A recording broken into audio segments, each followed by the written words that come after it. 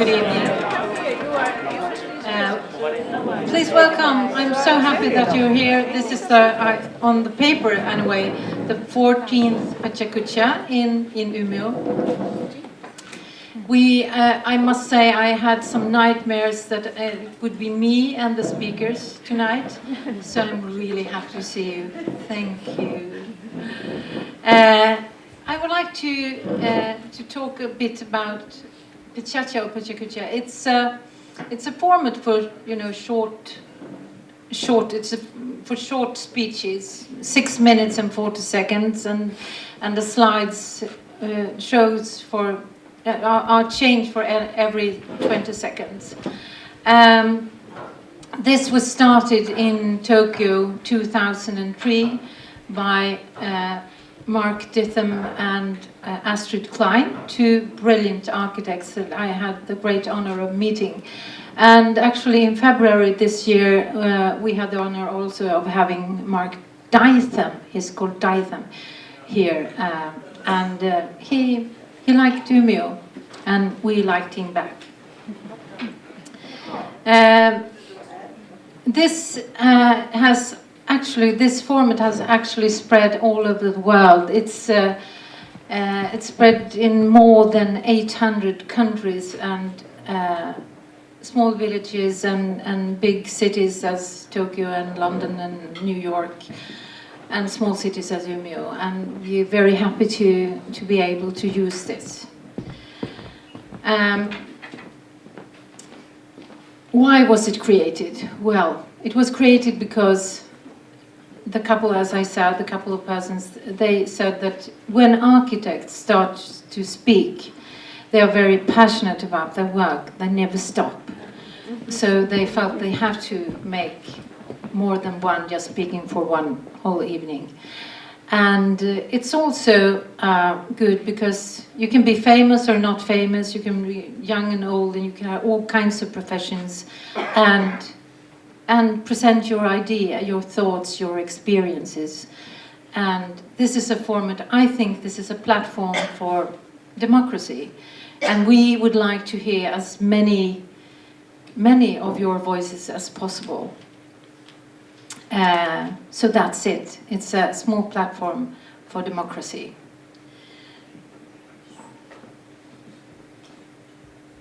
You can just look at the person to the right of you. It's a really beautiful person.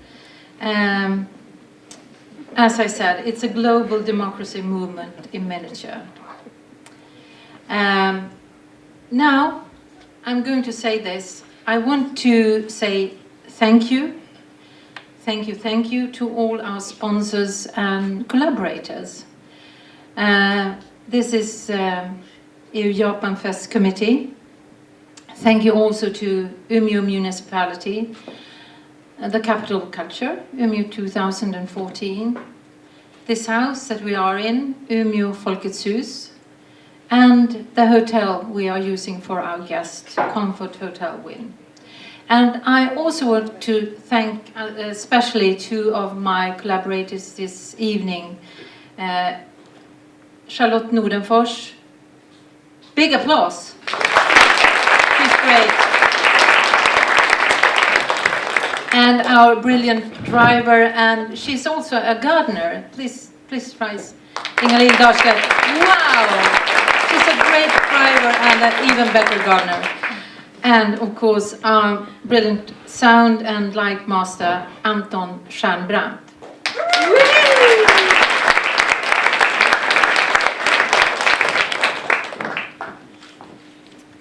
Having said that, I'm so happy to present Kurosaki-san and Matsui. Please come to the stage. These are two wonderful persons that I actually had the opportunity to meet in Tokyo in, I think it was October 2013. And we met in Mr. Kurosaki's office, lots of creative work being done there in the coolest, hippest part of Tokyo, in a wonderful old house with lots of Creative Secrets. And it's such an honor, and I'm so happy that you're here. Mr. Kurosaki, could you please say a few words about what you're working with right now? Okay. And Matt, please, can you also say a few words about yourself? Okay, Okay. definitely. So I'm leaving this stage for you now. And No, you stay here. I stay here. Okay. Please. Please. Okay, I stay here. And what we are doing after this moss garden things, we are now working with the craft or ceramics. And then it is called kutaniyaki in Japanese, in like a really old ceramic pottery makers. And then there's 300 all those makers in one area. And then, as you know, the old craftsmanship has a meeting with the hardship, difficulty. And then with the Swedish designers, it's good at making good form. So with svensk form, you work. And then we invite several Swedish designers to Japan to make a nice form. And Japanese people are good at making small, tiny dot on the ceramic things. So we work together and create some new area of the craftsmanship. That's what I'm keen to work now. That sounds great. That sounds great. And I have been working with Kurosaki Together? for like last almost 10 years. And I was pretty much originally from Tokyo, but I recently moved to Sweden last year. But still working with Kurosaki. Our team, yeah. Yeah. He married a Swedish lady. Yeah, I married to a Swedish girl. And we recently got a baby. So that was that. Thank you. And yeah, he's turning 5 months. And really love this country. It's really beautiful and nice. This country loves you back. Thank you very much. So we really like to work with to create some bridges between Sweden, over the bridge over Japan, Sweden, from the deep of my heart. Yes, I think you're a very good bridge master. Yes. So we start the PechaKucha now. Okay.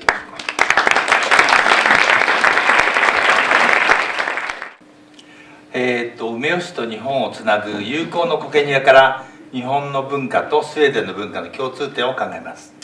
So today we would like to present about cultural similarities that we have in between Umeå, Sweden, and also with Japan through this Umeå Komatsu Moss Garden. 梅吉市の市民に愛されている、フォレストパークには苔が生えてますが、ここに日本のコケニアを作りました。We created this Japanese-style moss garden in the forest park in Umeå using the natural moss from this area. 日本ではコケニアには小屋がつきものですが、同じ発音で同じ意味を持つ小屋のプロジェクトをスウェーデンの優秀な建築家と始めました。Koja, a word Koja in Swedish has the same pronunciation in Japanese, same meaning, so we call it Koja as well. In Japan, there's always Koja built in moss garden, so we created these two with Swedish architects. 日本の文化の深いところには時の流れを苔の生えるように例えることがあります。これは日本の小松市の天然のコケニアです。So this is the moss garden from Komatsu, Japan. In depth of Japanese culture, we compare flow of the time with the growth of the moss. でこれは山の中の神社です。毎日コケニアを、村の人たちが掃除をしています。掃除が大切です。So sweeping, this is the shrine in the mountain, and people who lives around this area cleans up every day and sweeping every day, and that's really important for Japanese. で日本の杉の森の写真ですが、有名なヒヨ杉という、杉の林です。This is a forest of Japanese famous cedars called Hio cedars, Hiosugi. It's beautiful. でそこには、150種類の、苔が生えていますが、そのいくつかの種類はスウェーデンでも見ることができます。And as you see, there are more than 150 kinds of moss in Japan, in this area. But some of them we could find in Sweden as well. ここは同じ緑ですが、ツタに覆われた東京のビルです。Talking about green, this is the same green, but this is abandoned building in Tokyo, covered by moss, covered by ivy. このリノベーションをして現代に蘇らせてシェアオフィスや、を作ることを始めました。So we renovated inside of this building, which was abandoned for like 30 years, and turned it into shared office and galleries. ここではスウェーデンのデザイナーの展示をしたり、それからデザインのギャラリーがあります。We have done some exhibition related to Sweden. This was done in 2 years ago, and there are this gallery and also the floor downstairs is a shared office.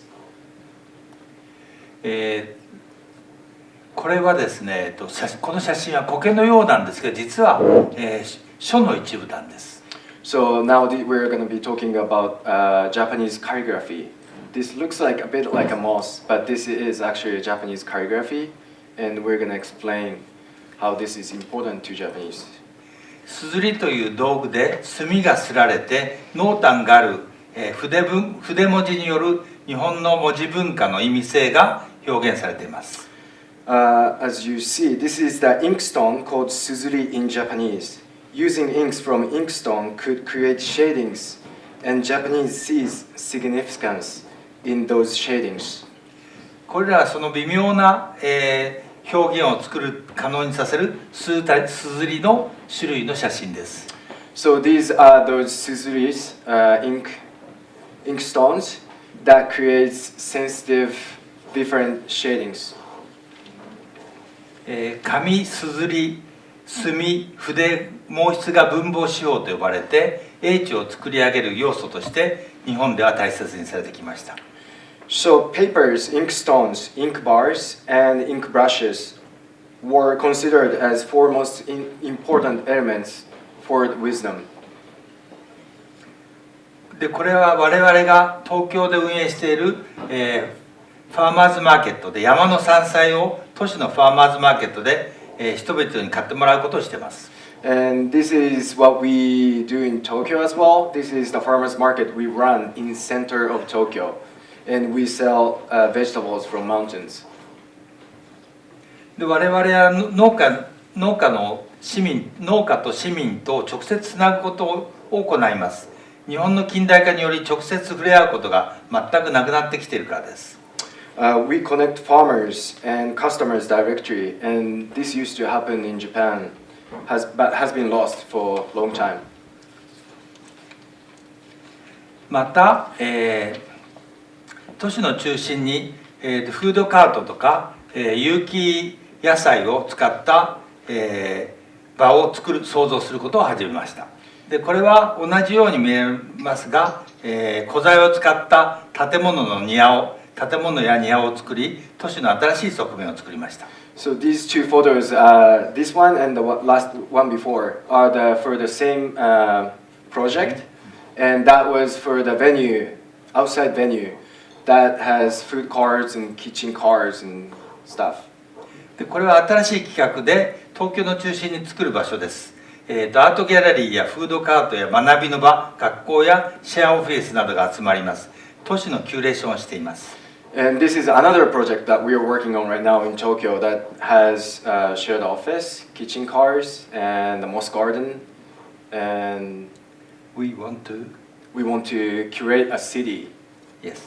That's one of our theme. で我々がやりたいことは都市と自然、古いものと新しいもの、建築と小屋、そこで、スウェーデンと梅と日本の架け橋を渡すことです。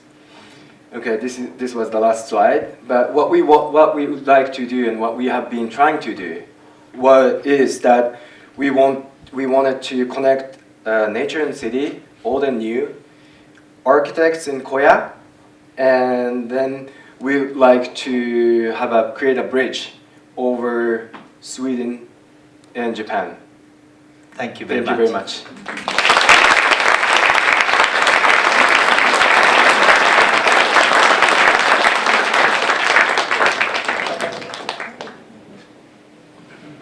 This looks a bit peculiar, but I'm the chairman of an organization called Svensk Form, and this is our color, yellow. And this is an ecological lemon, and instead of a flower. Thank you. Thank you very much. Tack.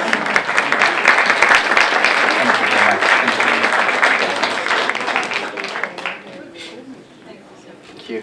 Thank you very much. Thank you.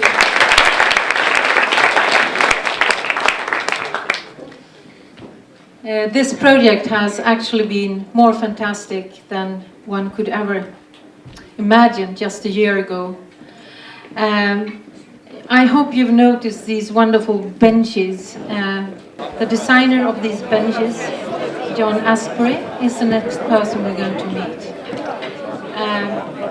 It's been really great to meet John. He has some wonderful ideas about design and I don't know, not humanity, but the strong feeling of growth and the connection between people and designed items. What are the benches? What is the name of the benches? Plateau. Plateau. Yeah. Yeah. Have you seen it? Isn't it beautiful? Aren't they beautiful? And they're, yeah. And John, reading from the paper, you have done so much and you're so well educated. And John has actually been a student here as well. So we're very happy that you're back. We always want you to come back. You have been studying anthropology and sociology, very difficult to pronounce, and the year of study at Umeå Design School. And you graduated in 2011 from the MFA Industrial Design program at Konstfack in Stockholm. But this guy has since graduating shown his work in several big cities, New York, London, Tokyo, Paris and Stockholm. And he also has been receiving international recognition, winning the Mutu Talent Award 2010 and then El Interior Award in 2012. And he says that his work is based on conversation. Conversation, that sounds interesting. We like to conversate here. What is the name of your PechaKucha? I forgot it until earlier. It's called Unknowing. Unknowing. Yeah.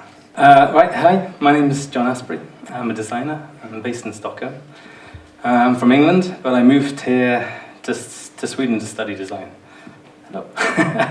So, I came to Umeå Design School, and started there for a year before going to Konstfack for 2 years to get my MFA in product design. And these are the words my professor said to me. Oh no.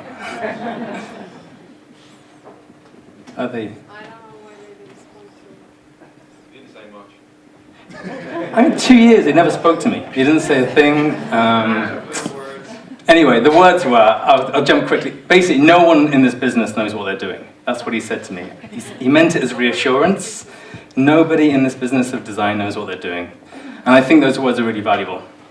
They're actually valuable because I think it's essential to not know what you're doing in design, because that's where the questions come from. And I'm just going to show you a few projects. I'm going to quickly speed up now because I missed one. And right, so I want to show you a few projects and show you why I think it's important. This project is a lighting project, obviously. It's a lighting project about movement. It was called Potential Energy. And I think it's quite clear from this slide, it's lighting and about movement. And you'll see some pictures of the final results that we showed in a fair in New York over the next few slides. But going back to that idea that the the project was so clear about movement and lighting from that last slide, but to start with, of course, it wasn't clear. You don't know what you're doing. You start with a project, and no one has an idea what's going to happen. So it's about unknowns. It's about confusion. It's about not really knowing what you're doing. But when you don't know what you're doing, that's the best bit. That's the best bit of a design process. That's the best bit of a project. Because then you start to ask questions. And it's these questions, and then the answers you get from the questions. And being critical of those answers, and being critical of those stuff, the critical of the answers, and the critical of the other questions again that you asked, that becomes very important. And that gives you a direction. It gives you like a focus for the work, which is lacking right now, I admit, but a focus for the work. So that is why I think that when you're confused, when you don't know what you're doing, that's actually the key moment in a design process. And I don't know where we are, to be honest. But so if I can say, there's nothing on the screen either. Ah, right. That's some work.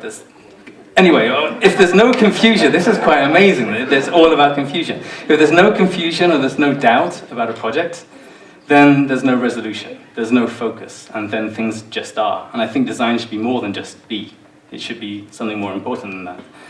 So I would say there's some more examples, but right, go back to, we're on track again, kind of. Right, the benches. Okay, where's the not knowing? Where's the doubt in this? It's a project that we were very happy to do, and thanks very much for the invite from Kurosaki to show this work at the Mosque Garden. It was a very simple brief. Make a simple wooden bench for a place, outside place. But in some ways it was too simple, because I could already see the outcome before I started the process. And when that happens, that's the worst thing as a designer. If you already know what you're going to produce before you start thinking about it, then it's not worth doing. So in this example, we decided to try and think, what would it be like if we made a bench for the moss to sit on, rather than for people to sit on, and approach it from that direction. So we made this small bowl area where the moss could sit, and then obviously resolve some functional issues for where people could sit as well. But it was actually creating a position of not knowing stuff. I don't know what a moss wants from a bench, and that was the idea to help me kind of find inspiration for the design process. That was Umeå 2014. This is a picture of Plovdiv in Bulgaria. Now, Plovdiv has just been awarded the 2019 Cultural Capital of Europe, hopefully alongside Perugia later on. Almost on cue, I mean, there we go. I was lucky enough to be invited to Plovdiv in summer. This is actually over midsummer this year, along with 8 other Nordic-based designers to do a lighting project. In this building, you can see the doors, the grey doors are open opposite. So the idea we were going to go there and do a lighting project, but this whole talk is about not knowing what you're doing and kind of the unknown. So of course, we didn't do a lighting project. For many reasons, we ended up realizing that wasn't what we should do. There was nothing to resolve about doing a lighting project in a city we'd never been to.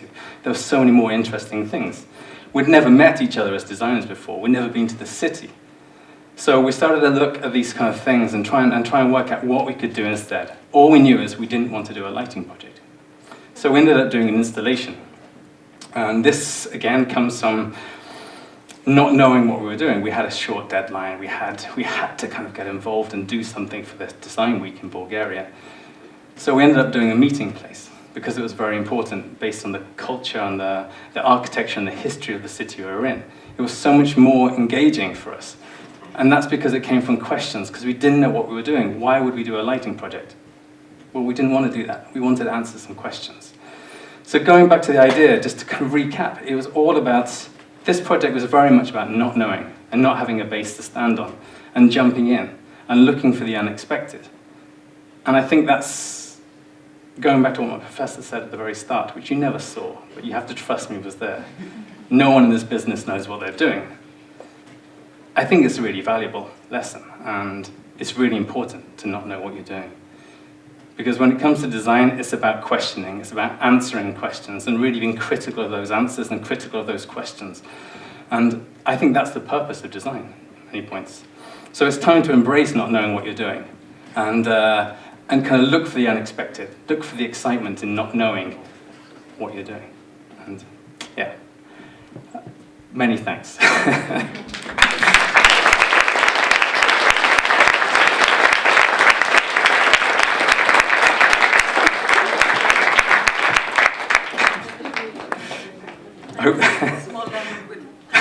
you.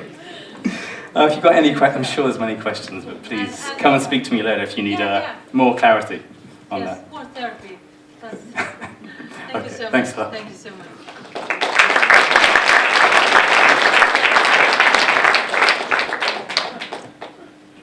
The next speaker is, I would say, a very well-known face in Umeå and a very loved artist. She's called Anita Midbjer, and here she comes. Before retirement, she was a teacher in aesthetic subjects on the teacher's education program at the University of Umeå. She is an artist, and she has recurring exhibitions since the middle of 1980s. And one could say that she's most known as a painter in watercolor. I'm very happy that you're here. And what is the name of your PechaKucha? My title is Lines and Spaces, Hokusai for all time. Then and now and how. Sounds great, doesn't it?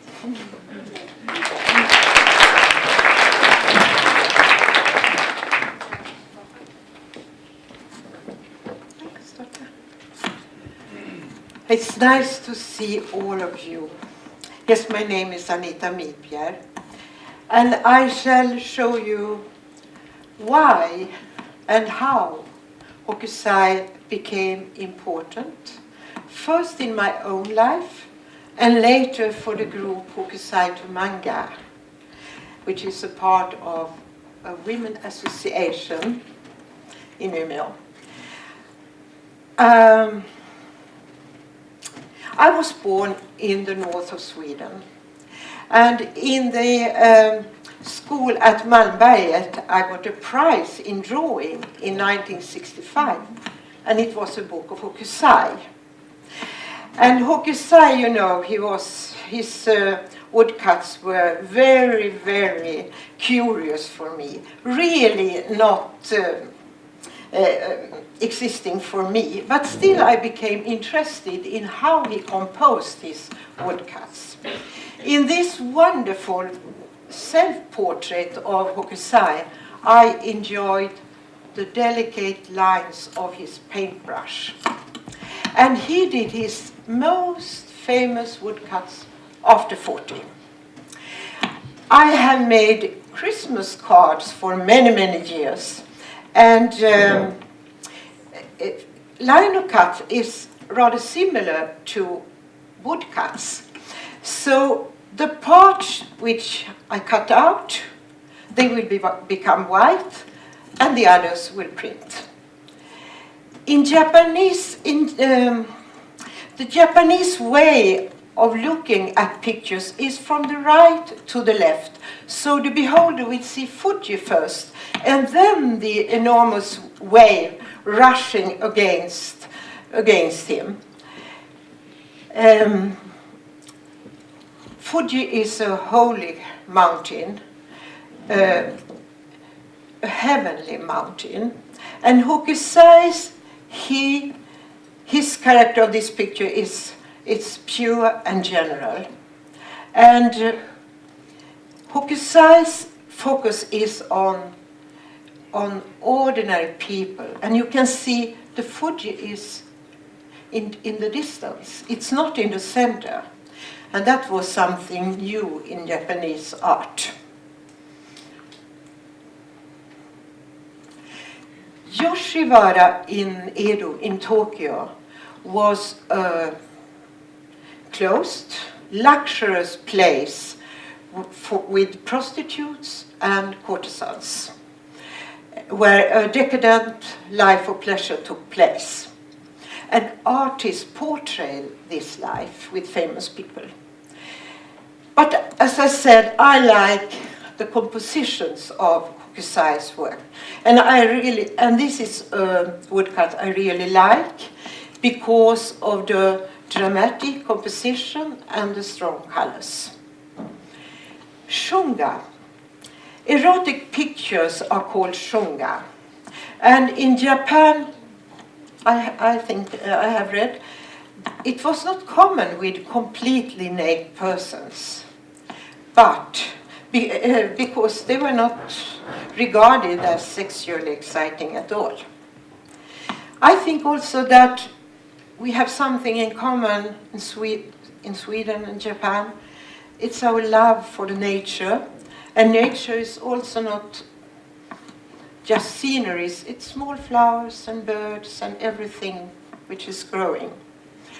Ando Hiroshige, he became inspired of Hokusai, and his most famous work are 53 stations between Edo and Kyoto. Edo was Tokyo. And it was not only, there were many people involved making a woodcut. It was the artist, of course, but it was also the workshops carving the woodcuts and the paper makers. Utamaro became very, very famous in Europe after 1868.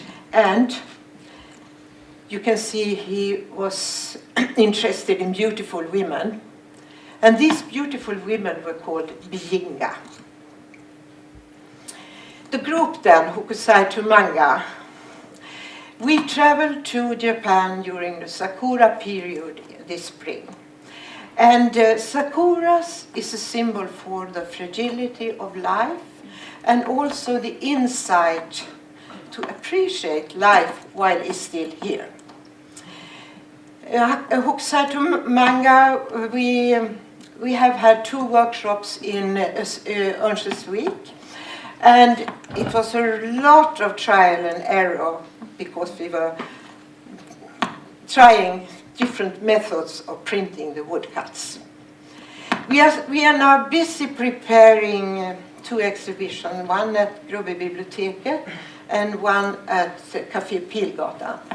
But it is a long way for us to go still.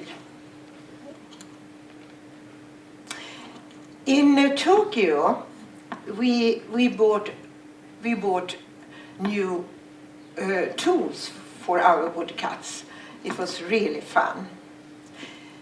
Our inspiration from Japan is that we have been a little bit, the next picture here. Being in the unknown, being in the in-between space, so full of poetry. This is poems and thoughts hanging on a fence in Tokyo. Thank you.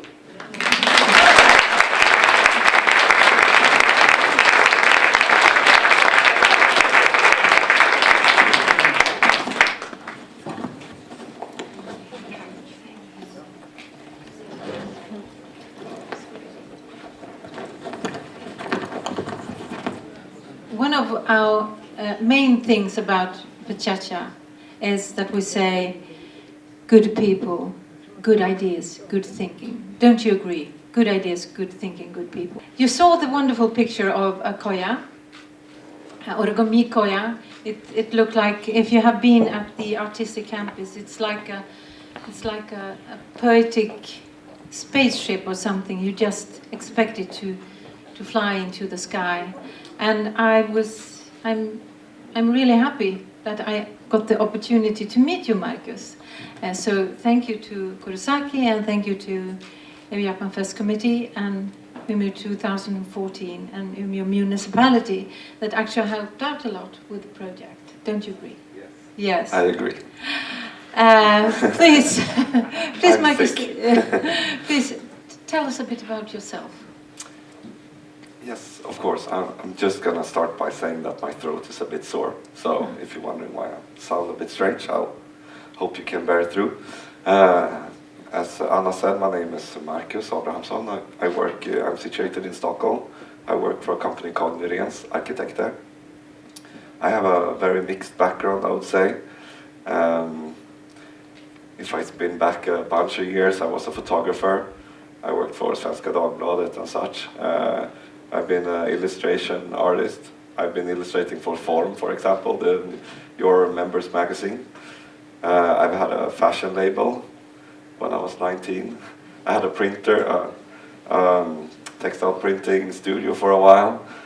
I worked with, then I started with interior architecture and furniture design, so I took a few years at Konstfack with a bachelor there.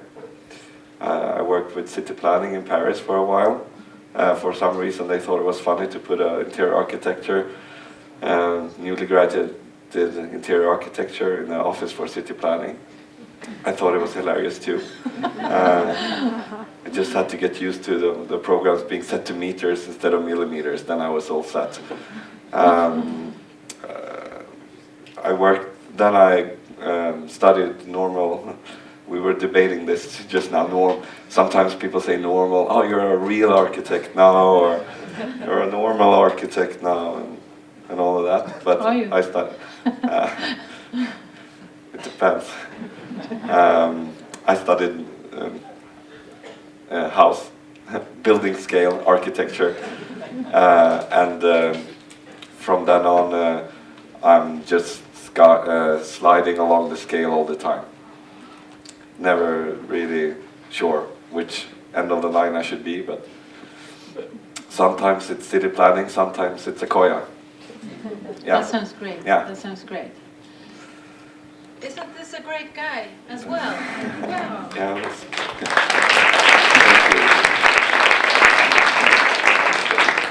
Where's the smartest place to stand if I should look at? Do you have it on your? In the lights, so you see me. Okay. Are you sure about that? All right. Okay. So you can, yeah, for sure. So I'm gonna mainly talk about the Origami Koja project. I've already done the presentations, where I'm from, which office and all of that. But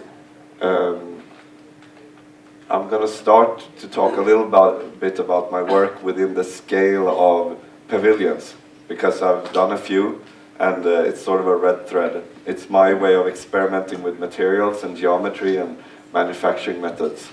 This is one I made for Röhsska Museet in Gothenburg, our design museum. It's called the Archipelago Pavilion. Mainly it was about this courtyard being very, very, very hot. So I created some shadow, basically. It's in stainless steel. And although looking a bit complex, it's actually just one radius rolled over and over again, which is hard to imagine. But this is the pavilion that led me to the commission through Kurosaki to make a Koja here. This was at the furniture fair half a year ago, or in February. And I was asked to do a meeting place, centerpiece in one of the halls. And I met Kurosaki in the night, as you do at furniture fairs. And I asked him if he saw something nice at the fair this year. And he said, nah, this is so-and-so this year. And I was like, oh, fuck. And then he was like, nah, I saw one really nice thing. It was this wooden thing. I was, yes, yes. So he liked it, and he asked me to do similar but smaller Koja in Umeå for this Koja project. But I'm not the person who does same things 2 times, I think. So I wanted to challenge myself, obviously, to make another one. But for the one before and for this one, it's basically the same theme. It's somewhat towards a pretty old room, the conical tent. We've been inside it for thousands and thousands of years. But to make it more of a meeting point, I let people in, more simple. I made a quick sketch for this to sell in my new idea how to make it. And because of the Sweden, Japan context, I came up with the idea to make it more like folded in paper, like Japanese paper art. And it was the summer, so no factories was open, so what do? You just saw every piece out yourself. But me and some other people did it in Umeå. Had some very good halls from Umeå gator and parker, and we worked some very late nights to cut all the pieces. And because this is really a project with many people inside it, otherwise it wouldn't have been done. And there's almost too many to mention them all, but here, for example, Joachim with a mechanical factory in Umeå, just outside Skellefteå. This is where I took my metal pieces to get them bent. Really luckily I could find one that could get out of his vacation sofa and go into work again and bend some sheet metal. Down at the site we assembled them together, going from 40 pieces to 6 assembled pieces. And then we had a company, Umeå company called BDX, with some really lovely guys who also dug down the concrete foundations in the ground from the beginning. We just simply took a tractor and lifted them up and screwed them together. I think at that point none of us thought it was going to come together actually, but none of us told each other, like, are you believing that this will? No. So all of us were thinking it the whole day. I was like, this will never work. We also knew that we had to get it together during one day. We couldn't leave it like an open wound in the night for someone to hurt themselves. So we knew like we had one day.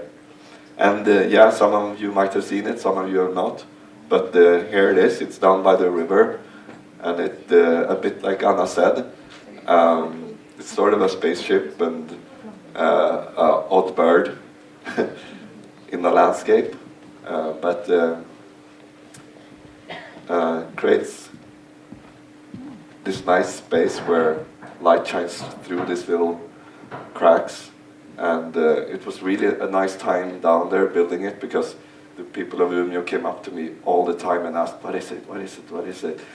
And you could see in the eyes of the kids, they all were very intrigued by, okay, can you be, I mean, when you see something that you haven't seen, the room of your imagination expands, of course, and this was really what you could see in the eyes of the kids who saw it. And we took the opportunity after opening it to have a bonfire inside it after one of the nights, and this would have been nice to have always have a fire there, but I don't think it would be still standing there now if we invited everyone to have a barbecue there. But as you can see, it's fitting for it. Yeah, and I just realized for putting together this that I have another project in Umeå. I was asked to draw this movie box as cheap as I could, and this is the result. This is production optimization and cost optimization. One continuation right now is that in the World Expo in Milan. I'm invited to do some pavilions in a park there, to grow inside and to have coffee, to sell the vegetables and so on. Yes.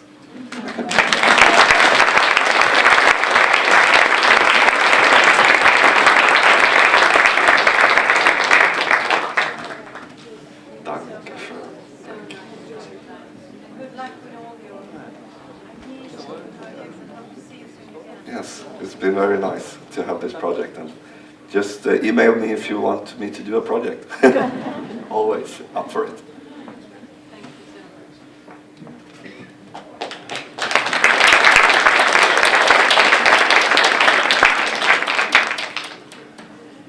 And now, have you seen the wonderful sculptures there? The white sculptures there? I suppose you have. Now we're going to meet the creator of the sculptures, Karin Wiberg. Karin is I don't know the word of sculptor in English. I was just thinking of that. All you talented people, what is the sculpture? Sculptor. She's a sculptor. Great. And she's educated in Stockholm, but she's working actually in a city that she loves. It's called Lund right in the south of Sweden. They are made in clay, burnt clay, and they are painted afterwards. And I don't know why I saw your sculptures for the first time. I think it was in Stockholm. And I was immediately fascinated. But you also showed them in different places, in church rooms and in mosque gardens, both in Umeå and Komatsu City. And you're also going to exhibit in New York, Tokyo, and Stockholm again. We are very happy to have you here, Karin. Thank you so much. Thank you.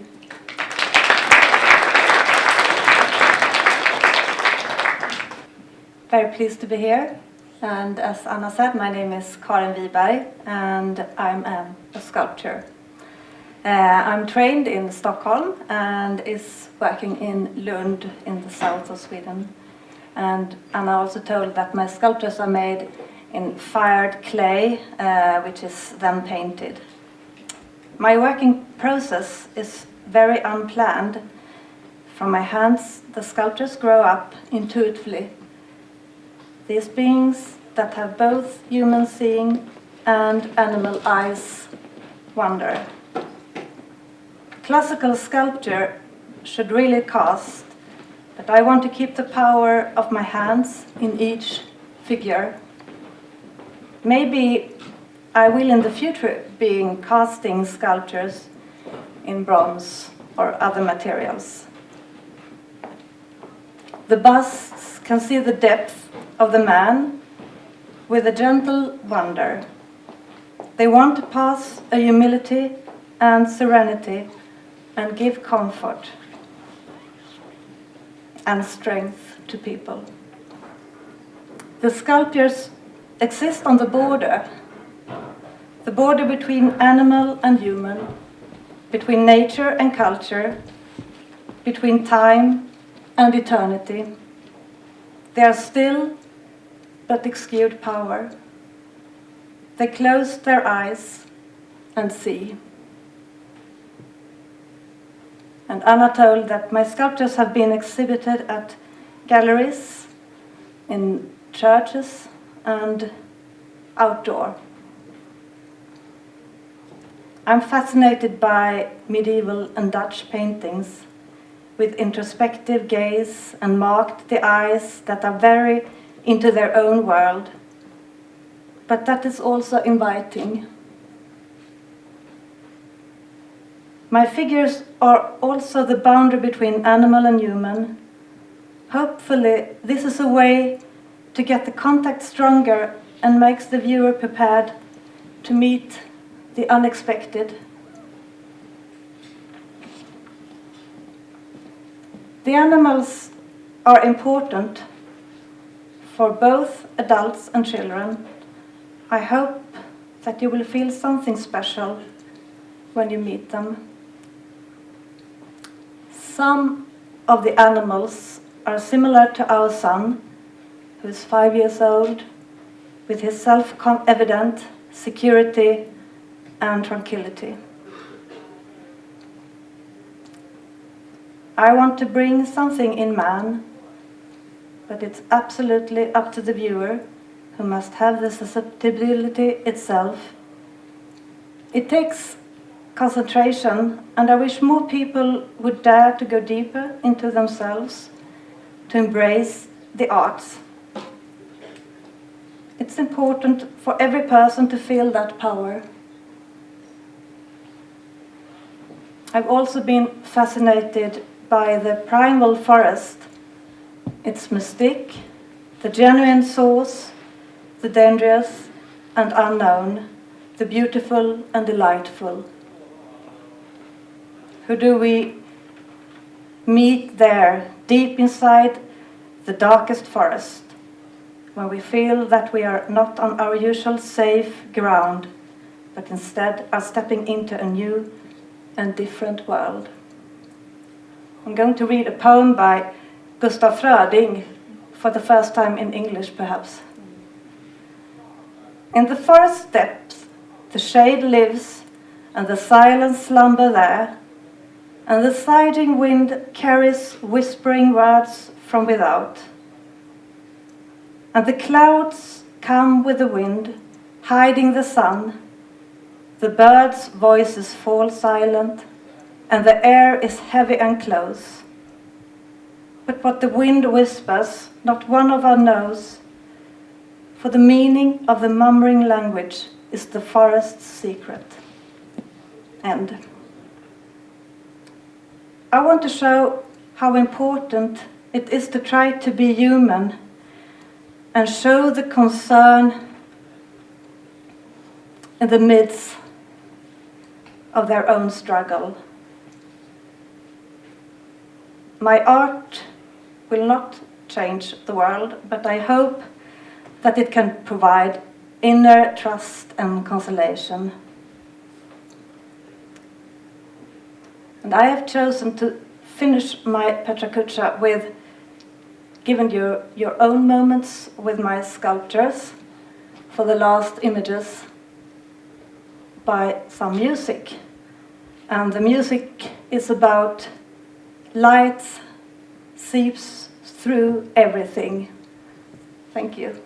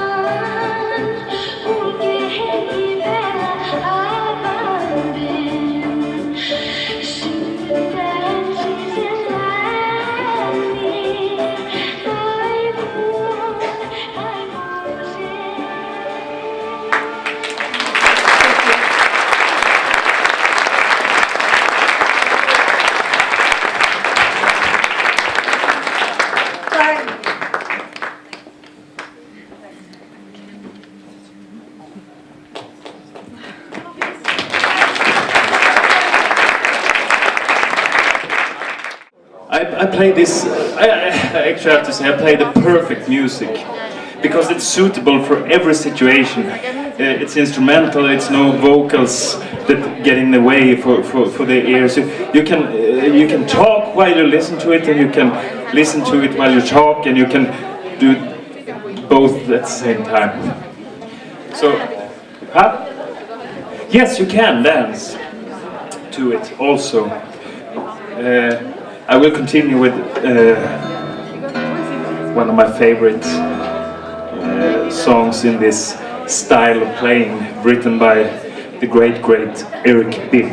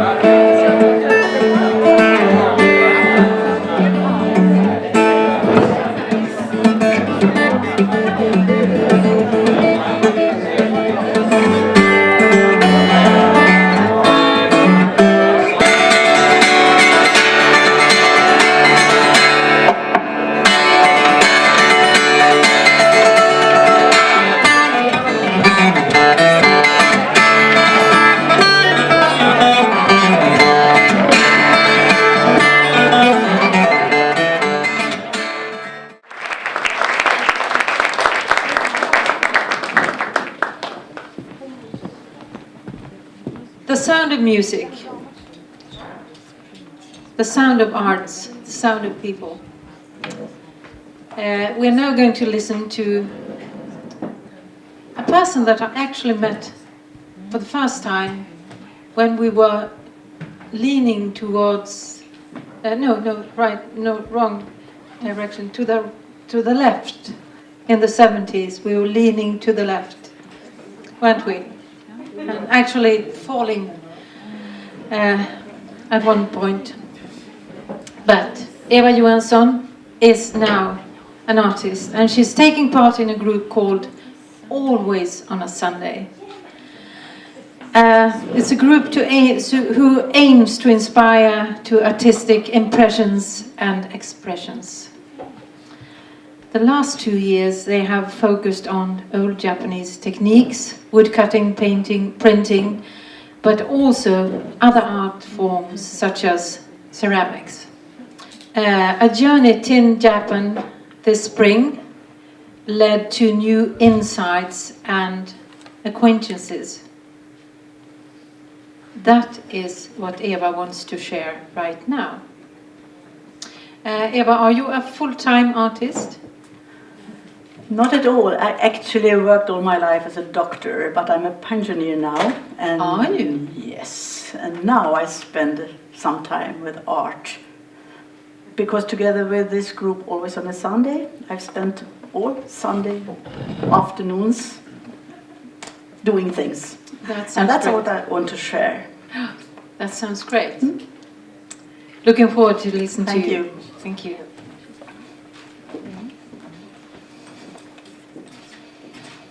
Change here. So let's go.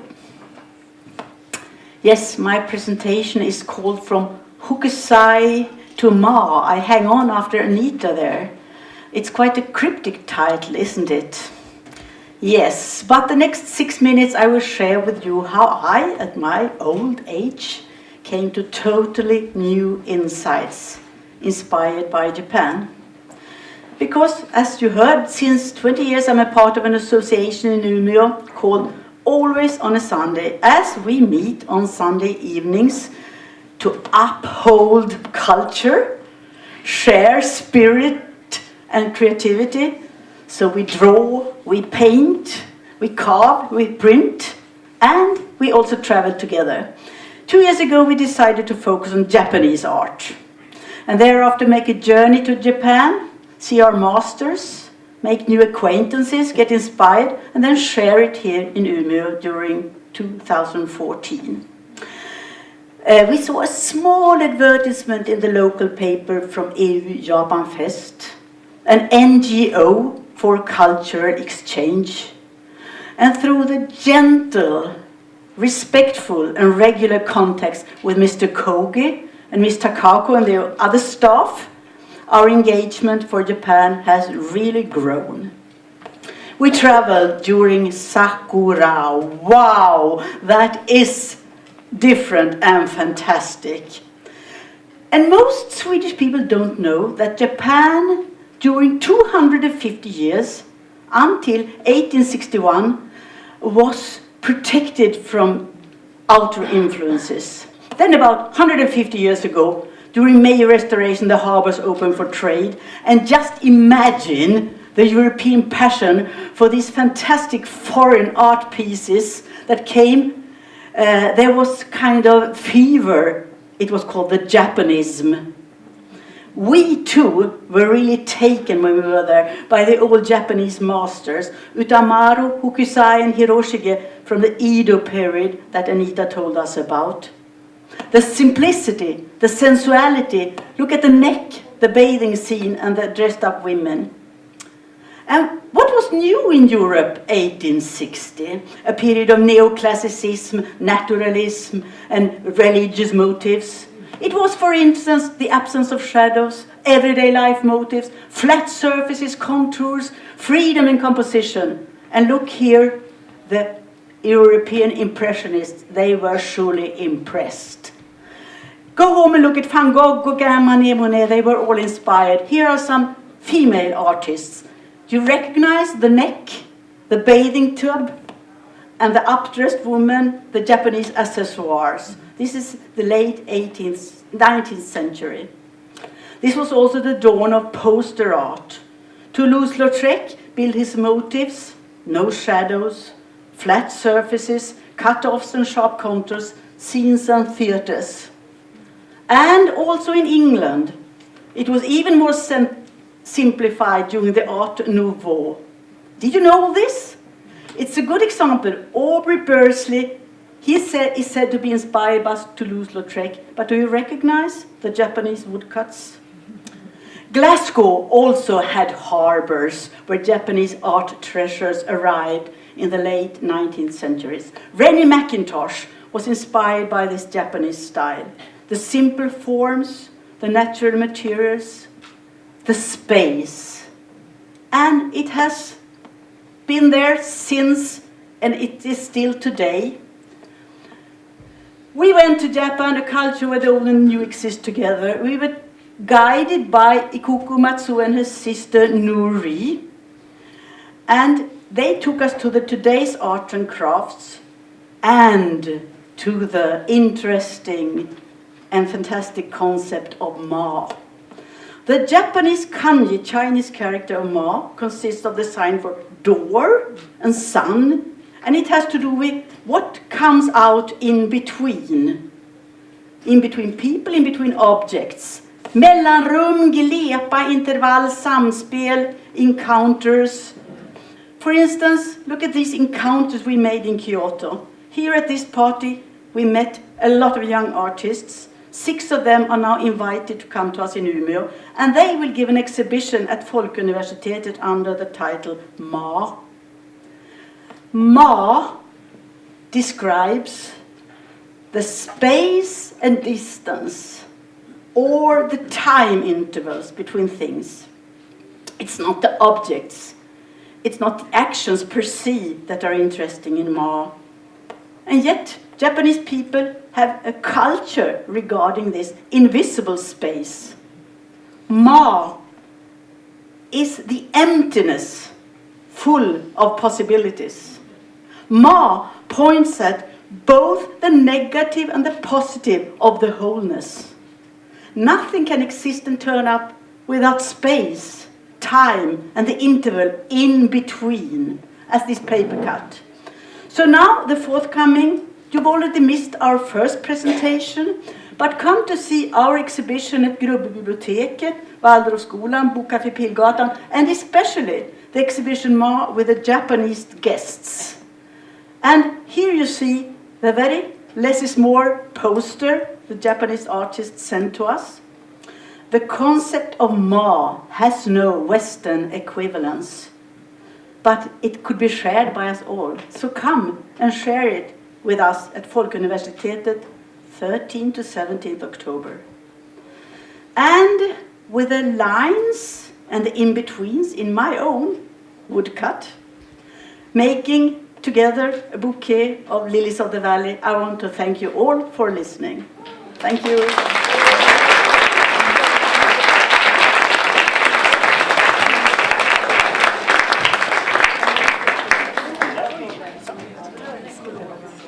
Det var jättetrevligt.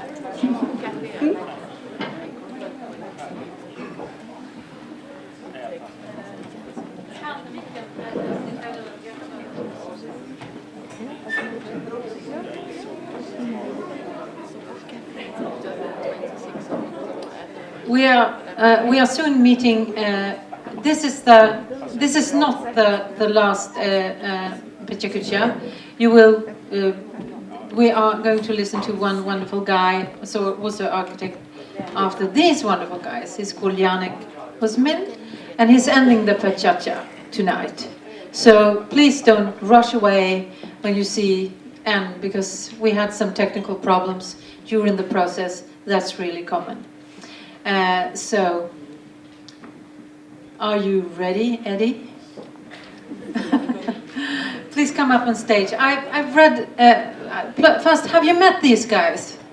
They are ambassadors, cultural ambassadors for the home city, Perugia. And many of us have had the opportunity to to get help from, to discuss with, and to just associate with. And I can just say right now, in a very emotional way, we know that you're soon going back, and we already miss you. Oh, thank you. We do. Please, instead of me reading from this paper, please introduce yourself with name and a few words, the most essential. Yeah, with this microphone. It's Yeah, working. yeah, I'm yeah. sorry. Yeah. I'm not using this kind of microphones. No? But still, good morning, everybody. Good evening, everybody. It's going to be morning very soon, and for us, it's going to be. It has been a long morning. I'm Giulio Mohovrovich, and actually a cultural ambassador for Perugia 2019. We created this wonderful link and this wonderful occasion for us to come here in a city that otherwise would have been unknown, still unknown for us. And really, really pleased to meet this wonderful lifestyle that I really want to take back home in our chaotic and really emotional Italy. I will take back a lot of Sweden in me in a couple of weeks. The chill and the quietness, above all. Background, studied international relations, want to be a diplomat, but actually I didn't manage to be an Italian diplomat, so I'm trying to be an Umbrian diplomat for my hometown and for my region. It's still more or less the same thing, actually, and I really love it. I found in these 3 months what I really want to do in my life, actually. Everything has been that way in my life. Just traveling around, mostly on Asia, Taiwan, China for working, studying Chinese, not Japan for the moment, hopefully soon. But now is the first time that I really moved into Northern Europe to understand how does the world runs like in Northern Europe, and to understand how the capital of culture actually is. Mostly my background is quite easy to talk about. I think we already finished our time. Exactly. Thank you, everybody, and see you tomorrow. Good evening. No. Really? No, please. But that's just the problem Yeah, I with like my the voice. screen, yeah, actually, yeah. Good evening, I am Eugenio Della Mora, and I'm a colleague of Giulio, and it's such a cool job to be a cultural ambassador. Yeah. So I think we can start. Well, I studied politics. I graduated in European integration and have a master on that. But I'm also a musician. I play drums in an hardcore band, and that's why I knew Umeå before coming here, for Refused, basically. And well, I'm interested in music scene, and well, that's all, more or less. I worked, I had a great experience working in Africa, in Uganda, 2 years ago, for an Italian NGO working on social projects in schools and with kids. And yeah, more or less, it's enough, I think.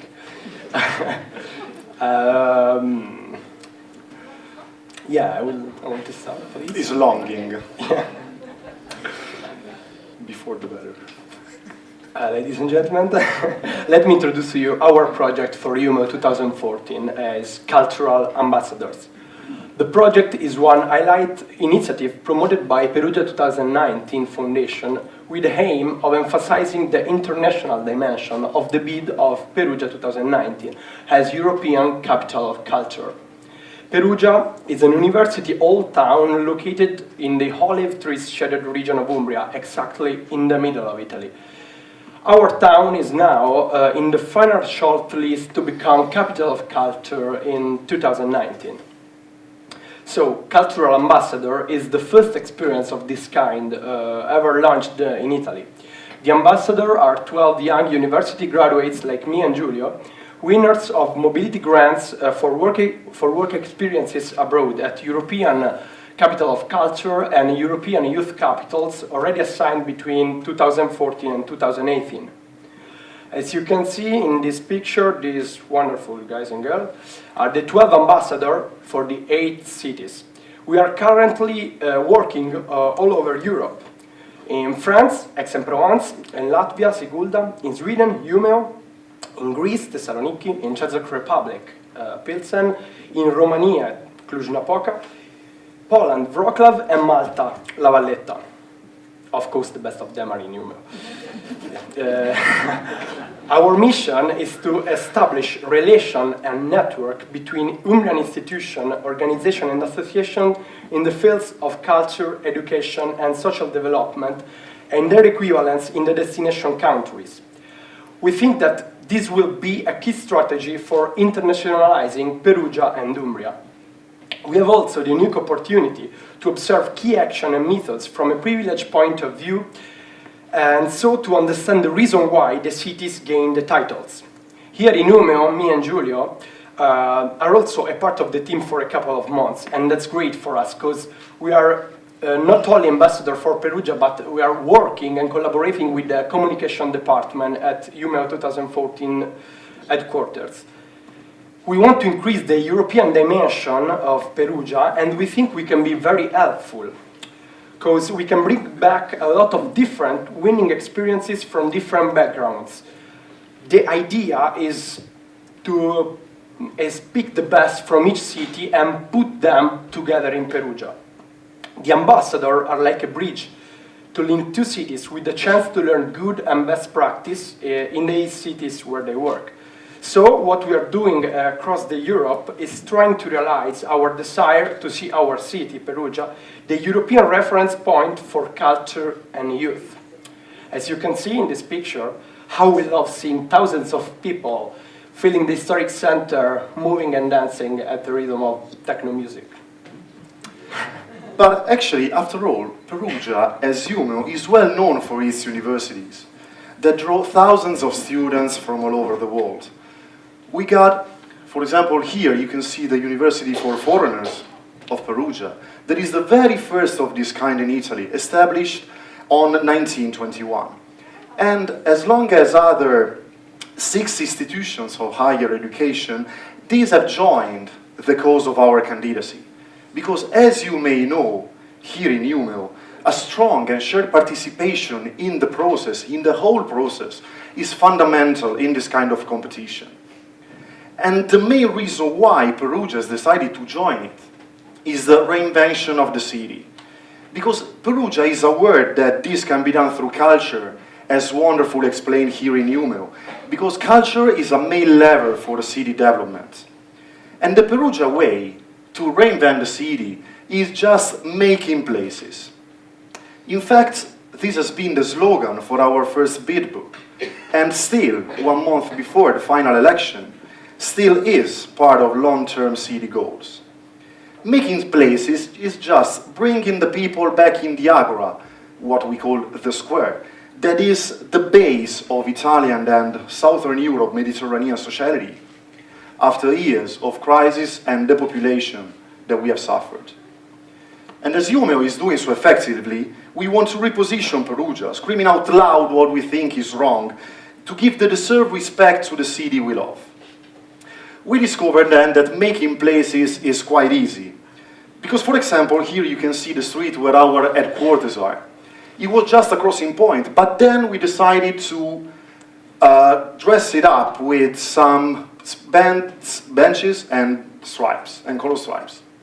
After all, the people just decided to meet there, sat on the benches, and creating a brand new place. But actually, I'm a bit on delay, I'm sorry. But actually making places different than building them.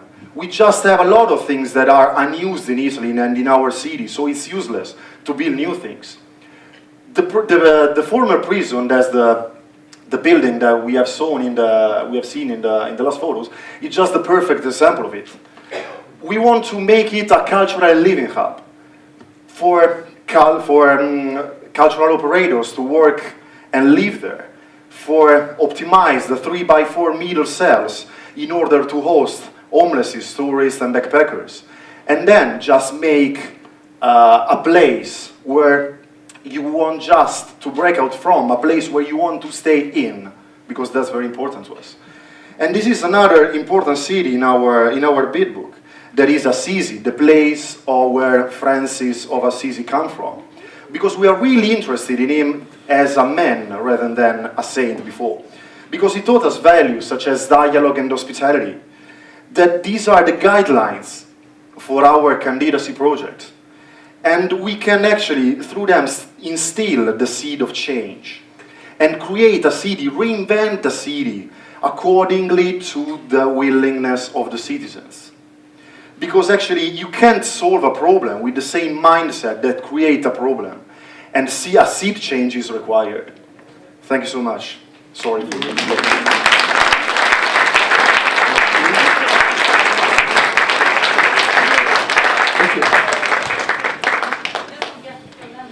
No? Wonderful. He'll have breakfast with this one and I'll take it back to Italy. Thanks. Tack.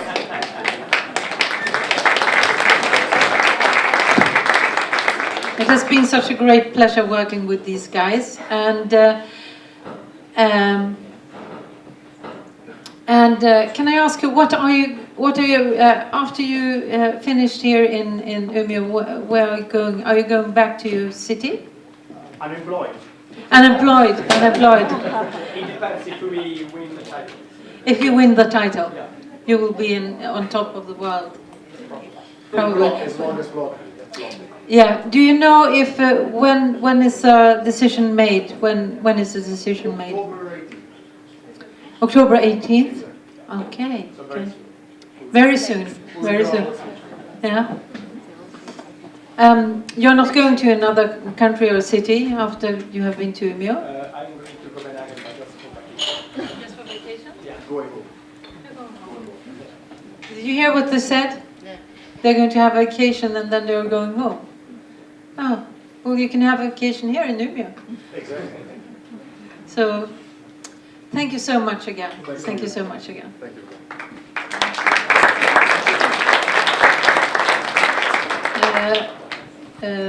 Actually,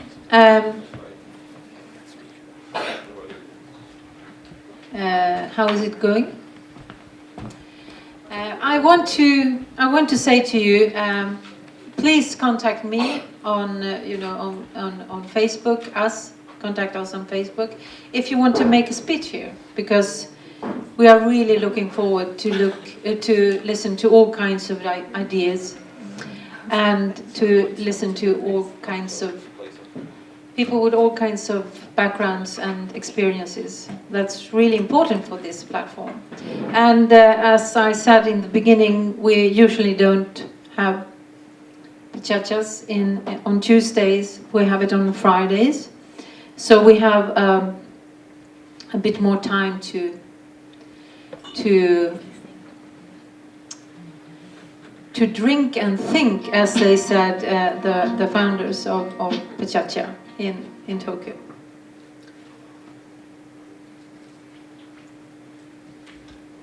Sorry.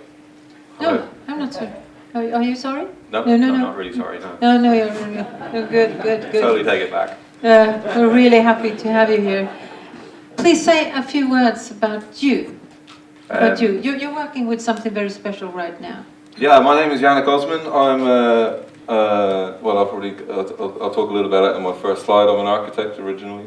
Well, no, I started in fine arts, in sculpture and photography, and then moved to interior architecture and then architecture, and now I'm working in Umeå School of Architecture as a PhD researcher and lecturer, but I also continue my practice, and my research is based in between making and theories about making. And my PhD project is called The Garden of Crisis, and I'm investigating how we inhabit the mesh of industry and geography. So, yeah, that's it.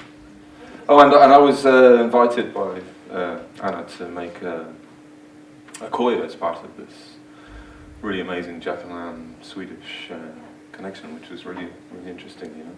So you must visit also Janek's uninvisible Koja at the Båtgrand in the area of Artistic Campus. Yeah. And it's you must go in there and try to make a phone call. Yeah, that's true. Yeah. So and I'll talk about it a bit today. So yeah, today I'm going to be just presenting a few thoughts based on the Koja and a few things which I have been thinking about. So hopefully it will string together. I'm using my own technology, so if it goes corrupt, it's totally my responsibility. And my presentation is called "Nature is the Image of Contradiction."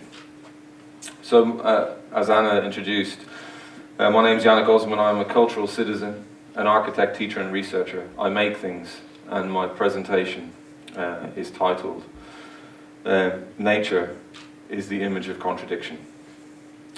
I'm half Polish and half Irish. I was born in Dublin but raised in England. I'm part of a new culture, a culture that is becoming more evident in the faces of those around us. This woman calls herself a Hapa, a new person in the world, and she's a mix of Scottish, British, French, Swedish, Japanese, and Filipino. When I look at the eyes of this beautiful woman, I think we are here as a mix because of love, but we are also together because of the free market, because people displaced through economics, war, or oppression, people met, told jokes, found new families, they made glances at each other, went to bed, and bought nappies produced in countries they are Forget from. progress by proxy. Land on your own moon. It's no longer about what they can achieve out there in your behalf, but what we can experience up here in our own time. It's called mental wealth. This woman is Scottish, but by distorting her face using software, she is one of the new global children, from nowhere, but appealing to everyone, especially the new young. What is being sold here is not just the idea of freedom, but that freedom is produced by a combination of our minds and their machines.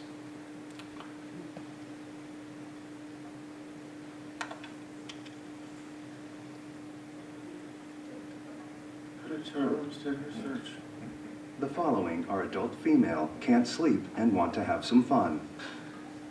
Oh, I had a really bad day at work and I can't sleep. Is there anybody? Theodore, who was on the phone in the last video, had sex with a stranger over the phone. But the scenario above is much more common. We are bringing machines into our homes, making offices out of our beds. We can't stop working. We work in our sleep. Now we can enjoy a night in with friends. 振り込み詐欺防止のため、こちらの ATM では今日から携帯電話での通話ができなくなるといいます。それでは試してみましょう。もしもし。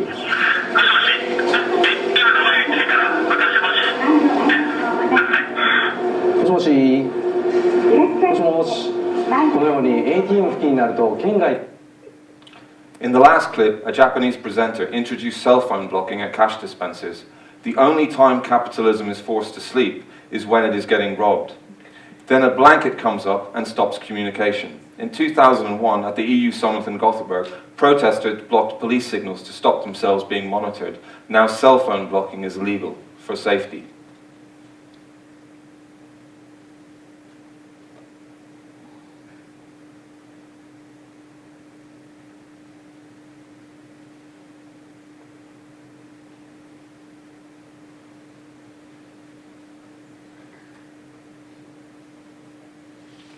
Nature has found ways of hiding in its environment. It mixes, captures, and hides in space.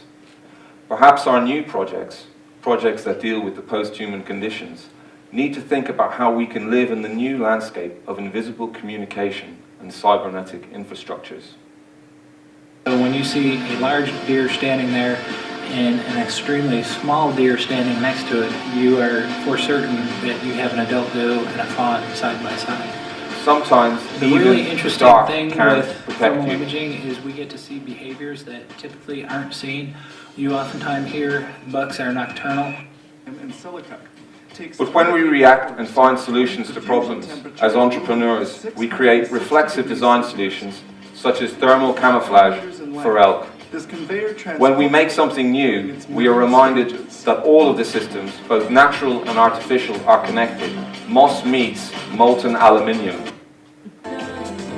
When we make things, we have to be careful of the image of nature. At the moment, it is very difficult to remove the layers of spatial production and separate them out into clean, singular pictures.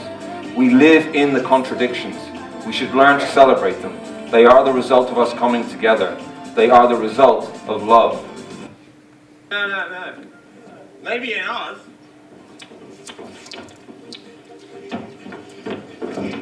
Hello, camera. Hello, camera. Hello, camera. Hello, camera. Hello, camera.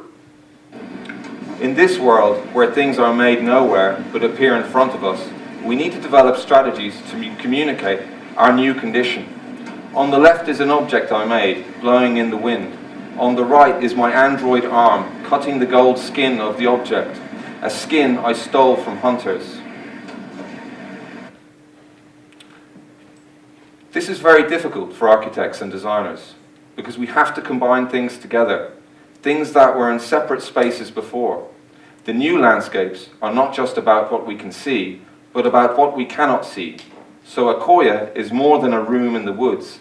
It is a space cleared for imagination, a space outside the system.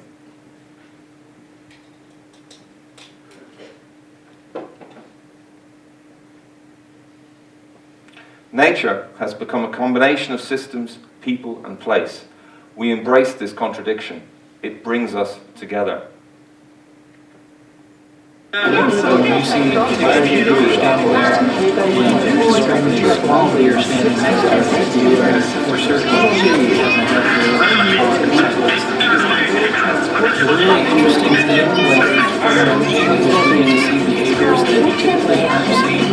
You oftentimes hear bugs that are not kennel. When we come together, what new things will we make?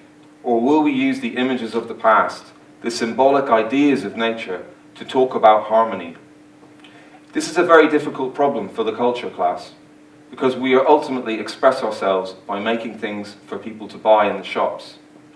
This is why I like to make things that are totally artificial, because I love nature, and nature is the image of contradiction. Thank you.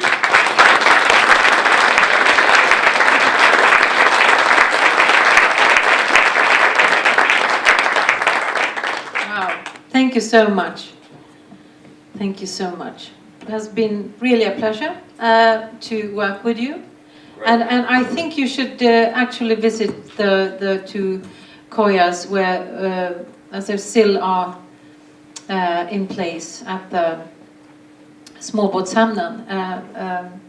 Båtgränd. I can't translate that. Both båtgränd, you can look it out on a map. You can email me and I send you a map. Thank you so much. Yeah, thanks very much, Anna, yeah. And thanks for the lemon. It's great. We usually call for cows in the end. And you know, cows are some really wonderful animals. And let's call them in here. And I hope I will see you again at Slipperiet in the Artistic Campus. The next PechaKucha will be in the 7th of November. 7th of November in Slipperiet Artistic Campus. And can I ask you just to stand up? Don't walk away, just stand up.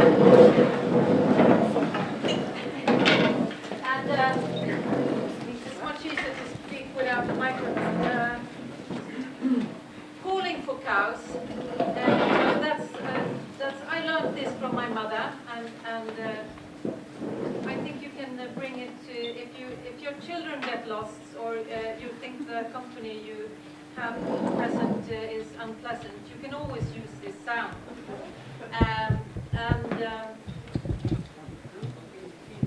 Yeah, you can use it in many, and if you have cows, it's really good, and sheep and goats. I'm just calling, and you are answering me, of course. I'm expecting an answer because I don't want to call in the silence.